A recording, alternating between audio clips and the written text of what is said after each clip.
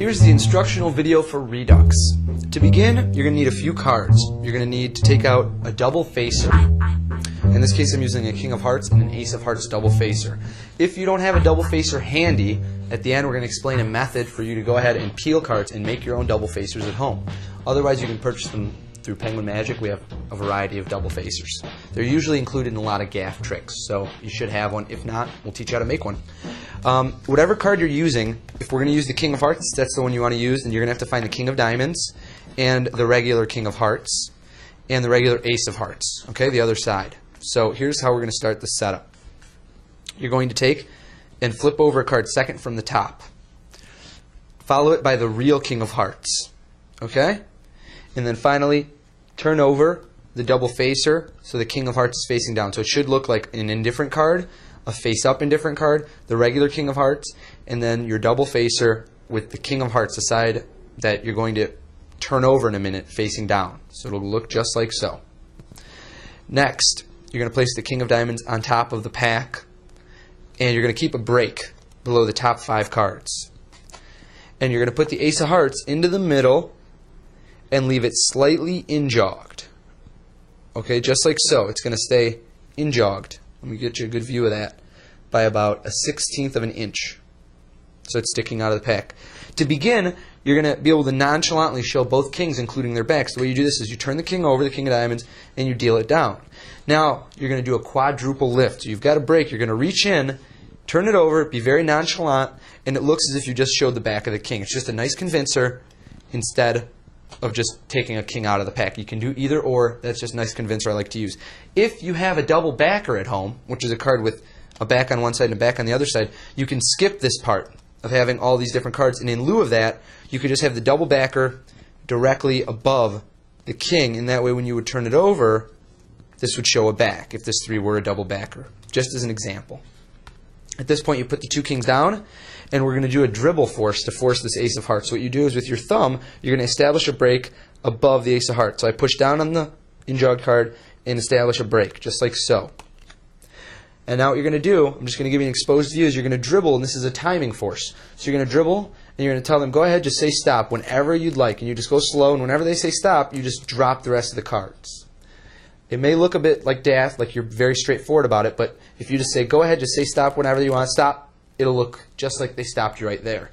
And in general, people aren't going to go beyond it because you dictate the speed. Don't go really quick, or else they might say stop after your break. Go slow. Just whenever you want, just say stop. Go ahead, whenever. And that puts pressure on them. At that point, show the card. And in this case, you force the Ace of Hearts. Put it in the middle and lose it. Now, a good little magician fooler aspect is if you pretend to keep a break in between it, and then you pretend to do some sort of tricky move, like a pass or some sort of control to the top, because they're going to think you did that, but you really didn't. At this point, you're going to pick up the King of Hearts and the King of Diamonds, and as you pick these up and display them, you're very nonchalantly going to push the top card over and establish a break. Now, in reality, when we did that turnover, I did that twice. You should be at this point, you should have a King of Hearts on top, followed by an indifferent card, followed up by a face-up indifferent card. Okay, I was just showing you the situation if you're using a real double backer instead of the impromptu double backer. You're going to spread these out, show them, establish a break beneath the top card, and then place them on top and steal the top card, which is another King of Hearts. Underneath these 2, pull over the King of Diamonds, and then you're taking the King of Hearts as a single card, when in reality it's a double facer, and underneath it's the real king. Put the deck aside. You don't need it for the time. Oh, I'm sorry. Put it down, face down, and then just simply spread and jump in. And when you do, all you're doing is spreading it out. So you're spreading the 2 cards, it looks like 2 cards, into 3.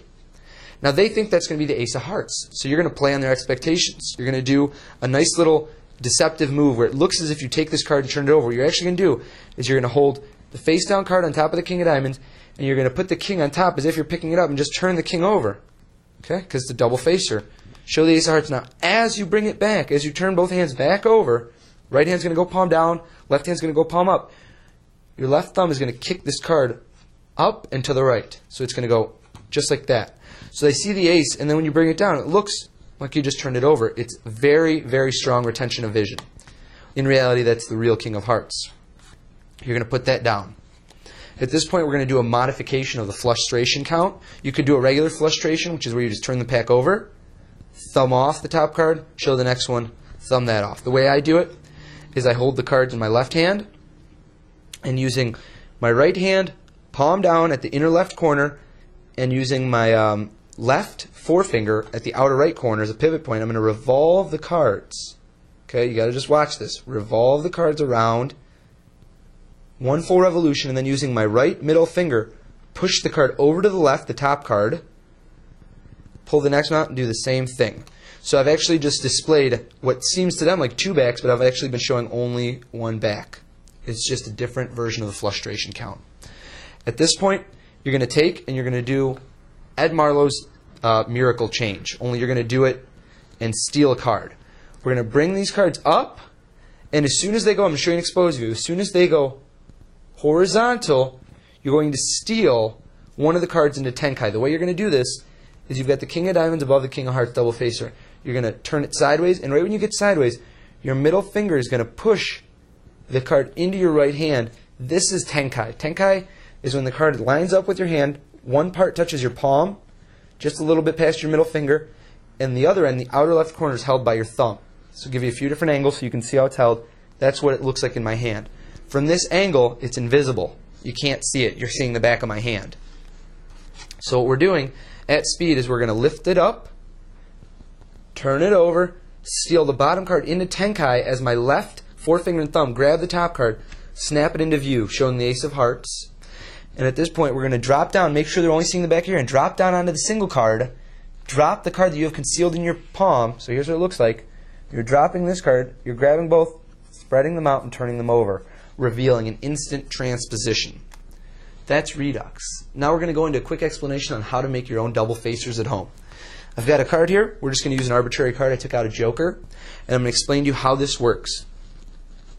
What you're going to want to do is every card has three layers. It has a layer of print. This is the back, the face, and then there's a slight sheath of cardboard in the middle, very thin. The way to do this, to go about making a double facer, is you want to very gently pretty much break the corner. You want to get one of the layers out, and you're going to use your fingernails. Now, I don't have very big fingernails, which is good for this. And you're going to start by spreading it apart. I'm going to get it a little bit bigger here so you can get a good view of it. Now, you want to be very delicate with this. You don't want to work too quick, and you don't want to pull, or you'll tear the card. Let me give you a little exposed view on how that looks when it starts to peel.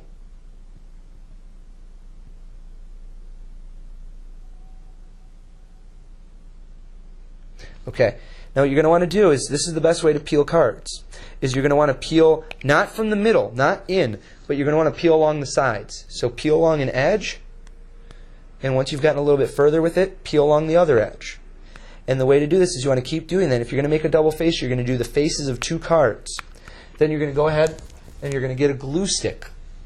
And once you have one layer, if this was a sheath, you'd want to glue one side, okay? Glue one side, take the other one, glue it on top, and here's the most important part. The card isn't going to be quite as strong as a regular card if you make a double facer at home. So you don't want the card to warp. So the way to do this is you're going to take a book, place it right smack dab in the middle of the book. Make sure there's no glue on the end so you don't get that in the book. And clean it off and really squeeze it. And then you're going to want to put more and more books on top. You could buy The Art of Astonishment, Card College. They work great. No, I'm just kidding. But they're great books. You're going to put those on top, and you want to really get a lot of weight. 30, 40 pounds, stack them up. Get some encyclopedias. And leave that there for a day or two. Don't be impatient. It's worth its weight in gold to wait on those cards, because otherwise they will warp. But the more and more weight, the more time they press, you'll have a double facer at home, or you can grab one from Penguin Magic. That's Redux.